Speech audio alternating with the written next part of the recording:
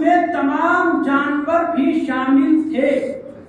اور ہاشم بہرانی صاحب اسی میں لکھتے ہیں کہ ایک صحابی نے امام رضا علیہ السلام سے سوال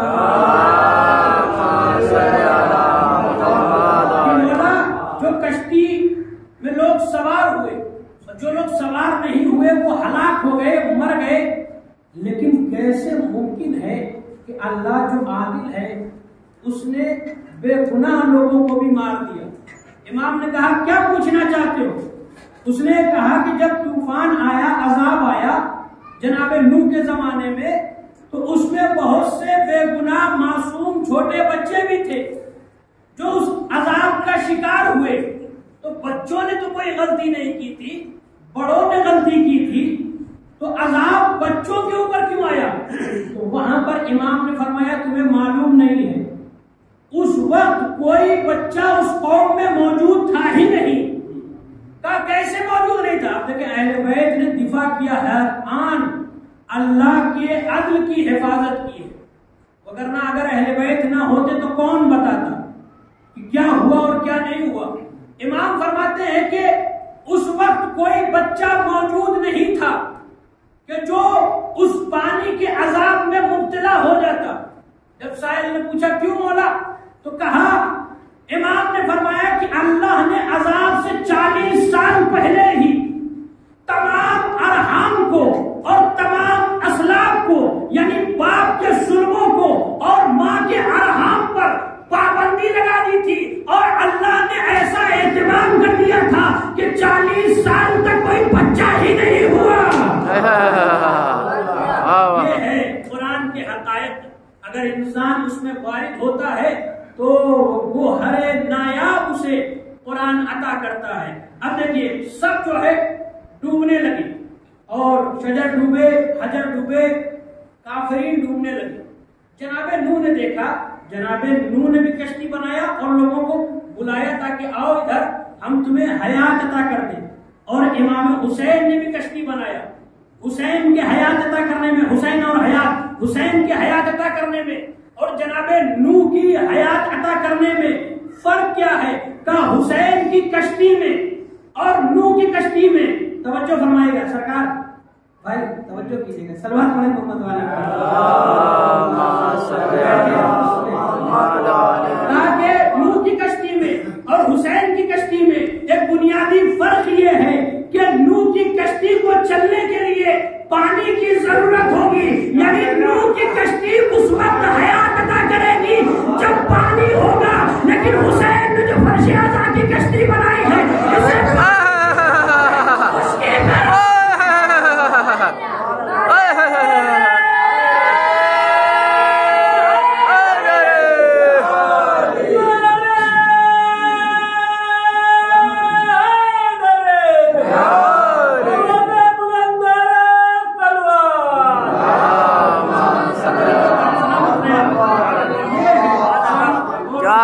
واہ واہ واہ. دیکھیں یہ فرق ہے حسین کی حیات عطا کرنے میں اور نوح کی حیات عطا کرنے میں. کشتی کے لیے ضروری ہے کہ پانی ہو، لیکن حسین نے جو حیات کی کشتی بنائی ہے اس میں پانی کی شرط نہیں ہے. یہ کشتی خشکی پر بھی رواں دواں ہے. اور نبی کی حدیث ہے نا، مشہور زمانہ حدیث، نبی نے فرمایا مثل اہل بیت کمثل السفینۃ نوح من رکب علیہا نجا ومن تخلف عنہا فغرق. کہ میرے اہل بیت کی مثال کشتی نوح جیسی ہے. میں نے عرض کیا تھا کہ یہ فرش اعضا اہل بیت کیا گھر ہے، اہل بیت کا در ہے. یعنی نبی بتانا یہ چاہتے ہیں کہ فرش اعضا کی مثال، میرے اہل بیت کی مثال نوح کے سفینے جیسی ہے. من رکب علیہا نجا، جو بھی اس پر سوار ہو جائے گا نجات پا جائے گا. ومن تخلف عنہا فغرق، جو بھی اس سے منہ موڑے گا ہلاک ہو جائے گا. واہ واہ واہ واہ. صلوات پر محمد.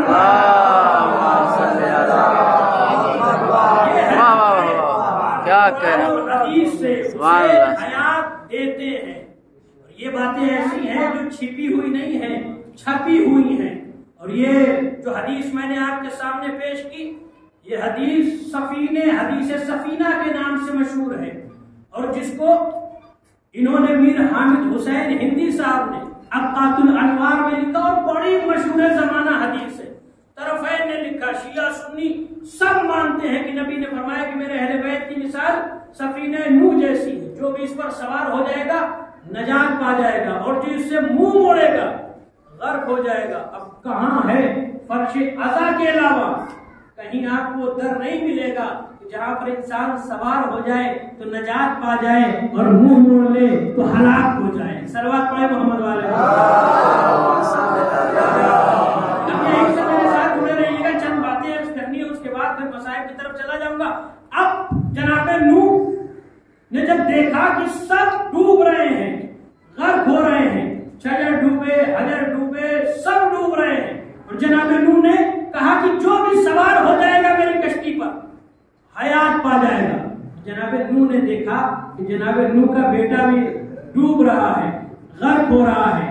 جناب نوح نے کہا، قرآن بیان کرتا ہے کہ جناب نوح نے کہا، یا بنیا ارکب معنا ولا تکن مع الکافرین، اے میرے لال آجا تو بھی کشتی میں سوار ہو جا اور کافروں میں نہ رہنا۔ آپ دیکھیں، توجہ کیجئے، کیا کہا قرآن نے؟ کافروں میں نہ رہنا، جبکہ اللہ یہ بھی کہہ سکتا تھا ولا تکن مع الغابرین، غرق ہونے والوں میں نہ رہنا۔ مغرقین کہہ سکتا تھا، اس کے بعد کی آیت میں اللہ نے مغرقین کہا ہے، اس لیے کہ پانی میں انسان ڈوبتا ہے، غرق ہوتا ہے، پانی میں کافر نہیں ہوتا۔ جناب نوح نے کیا کہا تو قرآن نے بیان کیا، یا بنیا ارکب معنا، میرے لال آ کر کشتی میں سوار ہو جا، ولا تکن مع الکافرین، میرے لال خبردار کافروں میں ہو کر نہ رہنا۔ یعنی معلوم یہ ہوا جناب نوح اور قرآن یہ بتانا چاہتا ہے کہ دیکھو یاد رکھنا، جو بھی جہاں بھی نبی کو چھوڑ کر پہاڑ پر جائے گا وہ ڈوبے گا نہیں، کافر ہو جائے گا۔ حقیقت ہے، واہ واہ واہ۔ اور جناب نوح کے بیٹے نے یہ کہا تھا کہ اعلیٰ صعبی الی الجبل اعصمونی، کہا کہ میرے بابا میں پہاڑ پر چلا جاؤں گا اور پہاڑ مجھے بچا لے گا، لیکن اسے یہ نہیں پتا تھا کہ جو نبی کا دشمن ہو جاتا ہے اسے پہاڑ بھی نہیں بچا پاتا۔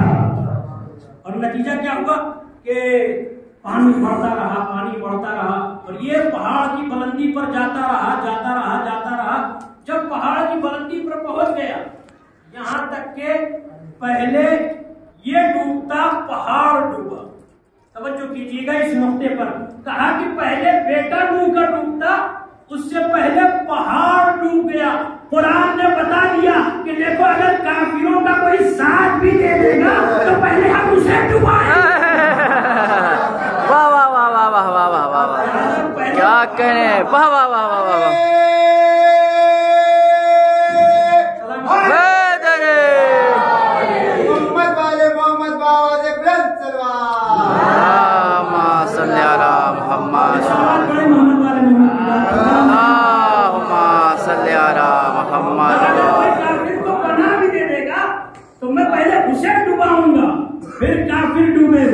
اچھا ڈوب گیا کافر، لیکن قرآن نے کہا کہ ہم نے سب کو ہلاک کر دیا الا من الرحمہ، مگر سوائے کچھ لوگوں کے جن کے اوپر میں نے رحم کیا۔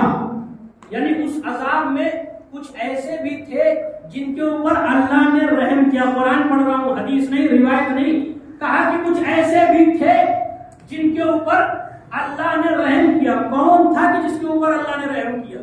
جب جناب نوح کشتی بنا رہے تھے، اسی اسنا میں ایک ضعیفہ تھی، ایک عورت تھی جو جناب نوح کی مدد کرتی تھی۔ جناب نوح کی بیوی نہیں، جناب نوح کی بیوی کافرہ تھی، وہ منکر تھی، جناب نوح کی دشمن تھی، لیکن ایک ضعیفہ تھی بیچاری جو جناب نوح محنت کرتے تھے، اور پہلی کشتی ہے پوری تاریخ نو عالم بشریت کی کہ جو جناب نوح نے بنائی ہے۔